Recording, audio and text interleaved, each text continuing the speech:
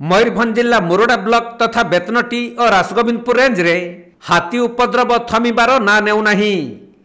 तेबे वन विभाग एथिप्रति नीरव द्रष्टा साजिथिबा बेले गतकाली अपराह्न रे बेतनटी रेंज अधीन गंडीगधा जंगल रे छेली चराउथबा सुशीला महंत एक दंताहाती हाबुड़े पड़िथिले। तेणु दंताहातीटी सुशीलांकु आक्रमण करी गुरुतर करि देइथिला। पर स्थानीय लोक माने एक खटिया साहाय्य सुशीलांकु जंगलरू घर को बही नैथिले।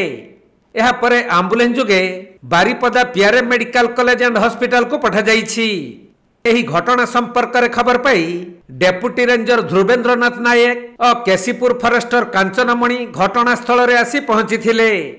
तेबे बेतनटी रेंज रे पूर्वरु थिबा मनोहर खां लोकंकु हाथी बाबद रे पूर्वरु सूचना प्रदान करुथिले।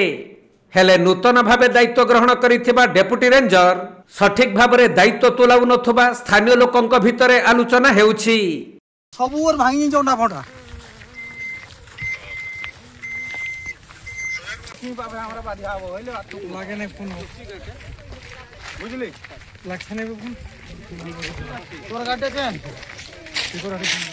मयूरभंज जिला मुरुडारू ज्ञानरंजन बेहेरांक रिपोर्ट कोणार्क लाइव।